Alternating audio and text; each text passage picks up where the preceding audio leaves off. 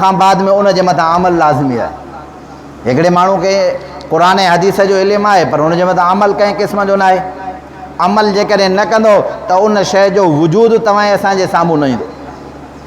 ॻाल्हि सम्झ में आई न?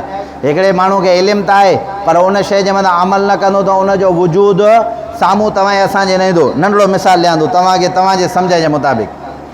हिकिड़ो माण्हू आहे दर्जी, तव्हां 7 या 8 वाला कपिड़ा हुन वटि खणी वियो, साईं हे जोड़ो असांखे सिबी ॾे। बाबा माप वठंदुमि, हुन तव्हांजी माप वरिती। आई ॻाल्हि सम्झ? हाणे तव्हांजी माप जो इल्मु हिन वटि अची वियो। हाणे इहे जोड़े जो वजूदु करे ईंदो त छा करे?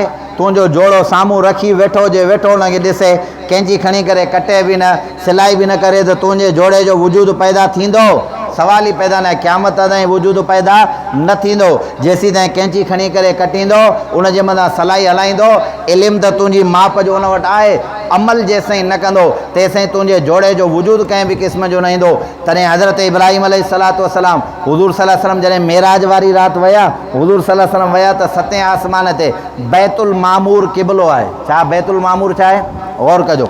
हे जेको तव्हां असां जंहिंजी इबादत कयूं था, जिते तव्हां असां वञी करे तवाफ़ कयूं था, क़िबलो आहे न काबतुल्लाह, इन बिल्कुलु काबतुल्लाह जी सिध ते पहिरें आसमान ते क़िबलो आहे जंहिंखे बैतुल मामूर चइबो आहे। वरी ॿिए आसमान ते जेको क़िबलो आहे उनखे बि बैतुल मामूर चइबो आहे। 3 आसमान ते, 4 आसमान ते, 5 आसमान ते, 6 आसमान ते, 7 आसमान ते, वरी 7 ज़मीननि जे तह जे अंदरि जेकॾहिं हिकिड़ो माण्हू काबतुल्लाह जी जियत खां मथे हलियो वियो आहे त पोइ उनखे निमाज़ कीअं पढ़णी आहे?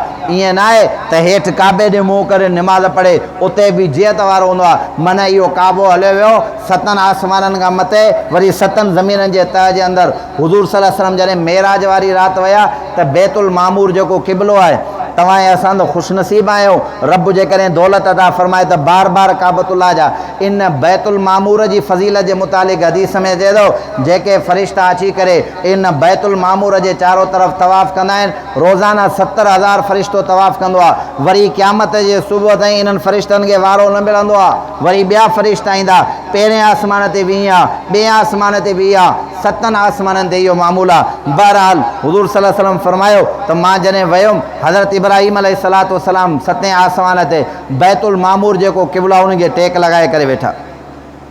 मां हज़रत इब्राहिम सां सलाम कयुमि। हज़रत इब्राहिम मुंहिंजे सलाम जो जवाबु ॾिनो। हज़रत इब्राहिम चयो, ए मोहम्मद मुस्तफ़ा सम्झो सल्लल्लाहु अलैहि वसल्लम, मां तव्हांखे सलाम ॾियां थो पियो, पंहिंजी उम्मत खे मुंहिंजा सलाम ॾिजो। ऐं ॿिए नंबर जी ॻाल्हि इहा आहे, पंहिंजी उम्मत खे ॿुधाए त हीउ जेको जन्नत ऐं जहन्नम वारो मामिलो आहे न, जन्नत ऐं जहन्नम अॻ में खां ठहियल न आहिनि, ख़ाली मैदान आहिनि। ॻाल्हि खे चङी तरह सम्झिजो। जन्नत ऐं जहन्नम छा आहे? अॻ में खां ठहियल तयारु थियल न आहे। जहन्नम जूं वादियूं, हीउ फलाणो अज़ाब आहे, टीरो अज़ाब आहे, इहो सभु तूं ऐं असांजी महिनत आहे। जेका महिनत कंदासीं उहो फल उते मिलंदो। जेकॾहिं ज़िना कई त उते तुंहिंजे लाइ जेको अज़ाब आहे उहो तयारु थी वियो जहन्नम जे अंदरि। हिते हिकिड़ो दफ़ो सुभान अल्लाह चई, तुंहिंजे घर जे अंदरि जेका तोखे जन्नत मिलंदी वणु लॻी वियो, अल्लाहु अकबर चई, समरो पहुची वियो, सुभान अल्लाह चई, तुंहिंजो समर उते पहुची वियो। निमाज़ पढ़ई, ख़ूबसूरत हसीनो जमील हूर जी शक्ल अख़्तियार करे उते पहुची वई त पोइ हिकिड़ी हदीस पाक जे अंदरि अचे थो, फ़रिश्ता पए कमु कंदा आहिनि, कंहिं जाइ जो कमु करे करे वरी छॾे ॾींदा आहिनि। त पोइ हिकिड़े अल्लाह वारे खे जॾहिं ख़्वाब जे अंदरि आयो, चई अॻ में कमु कयो पिया, हाणे कमु छॾे ॾिनो अथव, छाजे करे? चई अॻ में अमल करे पियो, उन असांजे सामान मोकिले पोइ उनजी जन्नत तयारु थिए पई। हाणे सामान मोकिलणु छॾे ॾिनई, हाणे उनजी जन्नत सजंदी कंहिं बि क़िस्म जी न आहे। त हज़रत इब्राहिम चयो, इहो ख़ाली मैदान आहे, अमल जी जाइ तव्हांजी उम्मत खे पुर करणी पवंदी। निमाज़ पढ़ंदा, हज कंदा, रोज़ो रखंदा, ज़कात ॾींदा, सदको कंदा, ख़ैरात वारो मामिलो कंदा, अल्लाह जे हुक्मनि जी पासदारी कंदा, हुज़ूर जी इताअत कंदा, नेकी वारा कम कंदा, हुननि वारो मामिलो जेको उहो सिधो थींदो वेंदो। उन्हनि खे अल्लाह ताला हिते जेको आहे मक़ाम अता फ़रमाईंदो। त हज़रत इब्राहिम जे चवण जो मक़सदु इहो त अमल तव्हां असांखे करिणो आहे। त पहिरियों फ़ज़ीलत इल्म वारे जी आहे, इल्म वारे जी फ़ज़ीलत खां बाद में हुज़ूर सल्लल्लाहु अलैहि वसल्लम फ़रमायो, इल्म खां बाद में तव्हांखे उनजे मथां अमल बि करिणो आहे। आई ॻाल्हि सम्झ में? अन्नासु कुल्लुहुम हालिकून इल्लल आलिमून, सभु जो सभु इंसान तबाह मगर इल्म वारा न। वल आलिमून कुल्लुहुम हालिकून इल्लल आमिलून, सभु जो सभु आलिम तबाह मगर अमल वारा।